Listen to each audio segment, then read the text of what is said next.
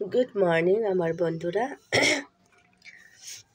আজকের দিনটা যেমন কেমন রুদ্র নাই, কেমন জানি লাগছে একটু। তো আমার বন্ধুদের সাথে সকাল সকাল কথা বলতে আসলাম। আজকে চেহারা দেখাবো না, কেননা জ্বরের জন্য আমার চেহারা খুবই কেমন জানি লাগছে। চুল ভিজে ভিজে চুল আঁচড়াতে পারেনি, তাই কোনো এত 3-4 দিন জ্বরের থেকে উঠছে, তো তাই ভালো লাগছে না। তো কালকে রাতেও তো আরও ভীষণ জ্বর বেড়েছিল।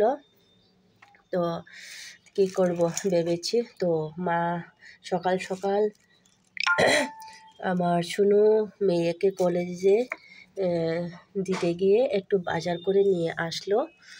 বাজার করে নিয়ে এসেছে যে এটা হলো যে সরিষার শাক, কাঁচা লঙ্কা, এরপরে ফুলকপি একটা নিয়ে আসলো, লটসিম, ঝিঙ্গে, সিম নিয়ে আসলো, তো লাউয়ের শাক এগুলি আনলো। এটা আমি কেটে কুটে ফ্রিজে পেপারে বলে রেখে দিয়েছি। এরপরে মা তো সারাদিন কাজ করে, তাই না? তো কালকে ওই আমার বাড়িতে আসার পরে কোনো রেস্ট পাইনি, কারণ মেয়ের বাড়িতে যায় না, মারা তো আর থাকতে পারে না। মেয়েকে অসুস্থ দেখলে তো মার মন না, কারণ নিজে যতই অসুস্থ থাকুক, যদি মেয়ের অসুস্থ দেখলে মারা একটা অন্যরকম শক্তি আসে, তাই এই শক্তি নিয়ে সেই মায়া নিয়ে কাজ করে, তাই না? তো কি করব, তো মা সেদিন থেকে কাজ করছে, আমার এখানে কাজ করছে। তো আমার নিজেরও খারাপ লাগছে, কারণ আমার একটা আঙ্গুলে, বুড়ো আঙ্গুলে একটা বিষ লেগে একটা ফুলে কালকে রাত্রে ফুস বাইর করেছিল। ওই থেকে জ্বর হতে হতে এখন সর্দি জ্বর লেগে গেছে। তো 3-4 দিন জ্বরে ভুগছি, তাই আর কিছু করতে পারিনি। তো মা চালিয়ে যাচ্ছে, পারুক বা না পারুক, কারণ বয়স হয়ে গেলে সব কিছু একটা শরীরের মধ্যে একটা ভারী অবস্থা আছে, তাই না? তো করতে পারে না সেরকম। তো ও তো চেষ্টা করছে মেয়ের বাড়িতে জামাইকে সামলানো, মেয়েকে সামলানো, নাতনিকে সামলানো, সব কিছু। সে ভাবিনি যে আমার বয়সের সাথে এগুলি কাজ মানায়নি বা করতে পারিনি, কিন্তু যতটুকু পারে মা চেষ্টা করছে যে মেয়েকে খাওয়ানো, মেয়ে বলতে আমাকে খাওয়ানো, নাতনিকে খাওয়ানো, জামাইকে খাওয়ানো, যতটুকু পারে চেষ্টা করছে, তাই না? ওইটাই সে মায়ের যে ভালোবাসাটা, সেই মায়ের ভালোবাসা আমরা কোনো জায়গাতে পাবো না, এটা মায়ের কাছেই পাবো, আর কারো কাছে পাবো না। যতই আমাদেরকে আদর করুক না কেন, মায়ের আদরটা এটা আলাদা থাকে, এটা মন থেকে আছে। কারণ এই ভালোবাসাটা কোনো দিন ফেক হয় না, নকল ভালোবাসা মারা দেখাতে পারে না, তাই না?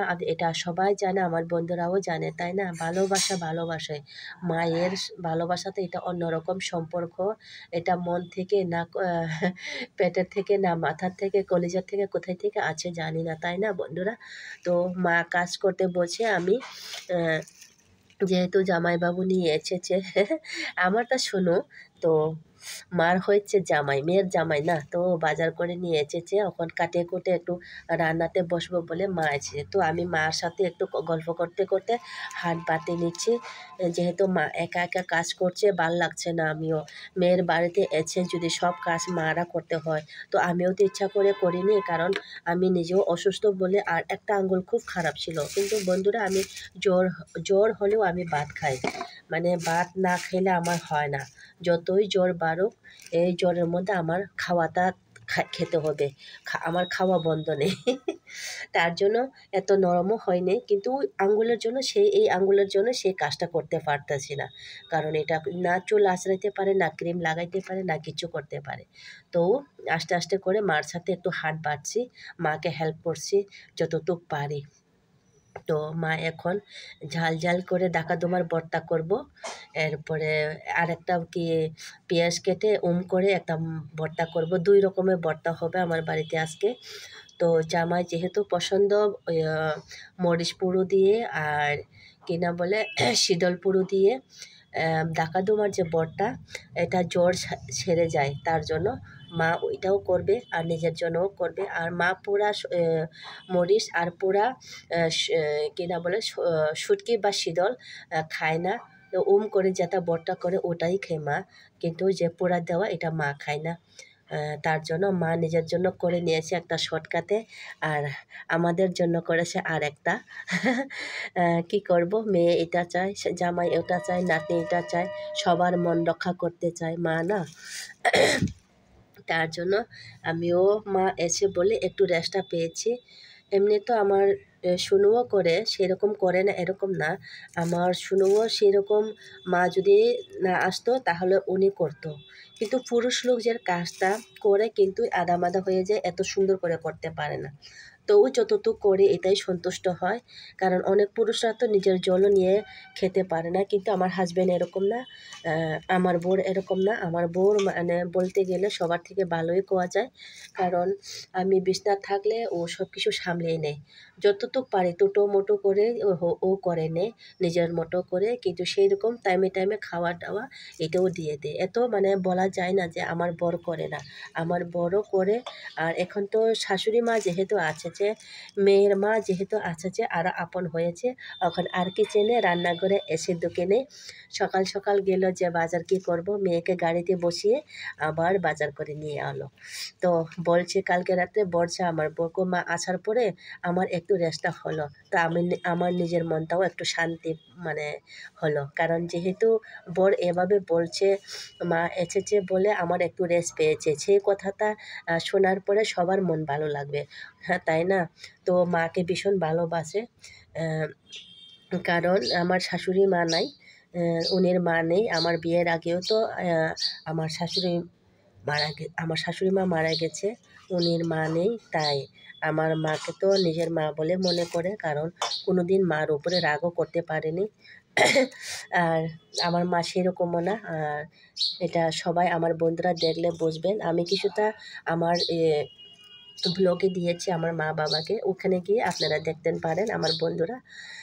তো এখন হাসব্যান্ড গেল এদিকে আমাদের কাটাকুটা দেখে, কারণ নিজের কাজটা তো হালকা হয়ে গেল। তখন ইলেকট্রিক বিলের জন্য নিয়ে গেল। বসে থাকবো না, একটা না একটা। এরপরে আজকে জলের মেশিনটা খারাপ ছিল, তাই জলের মেশিনটা চেঞ্জ করব।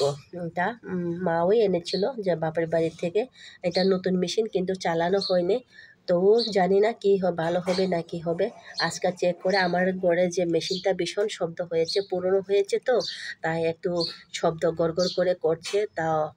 তারা এখানে যদি পড়ে থাকে, তা আমার এখানে যদি কাজে লেগে যায় তাহলে ভালো হবে বলে এনেছে এত দূর থেকে কষ্ট করে। আজকে সে প্লাম্বার এসে লাগিয়ে দিবে। আমি সব কিছু আপনাদের সাথে শেয়ার করব। আমি আর আজকে বাড়াবো না, কারণ আমার ব্লগটা এমনিতে লম্বা হয়ে যায়। কারণ আমার ব্লগটা পিওর, কোনো কাটাকেটি নেই। আমি সেরকম এডিটিংও করি না, আমি যেটা দিই ন্যাচারাল আর পিওর দিই। তাই না বন্ধুরা? আমার সঙ্গে থাকবেন, পাশে থাকবেন, এরপরে ভালোবাসা দিবেন, লাইক, কমেন্ট, শেয়ার, সাবস্ক্রাইব করবেন আমার বন্ধুরা। কারণ আমার যে ব্লগটা কুক মুড, যেটা 1 বছর হয়ে যাচ্ছে, কিন্তু সেরকম ইমপ্রুভ পাইনি।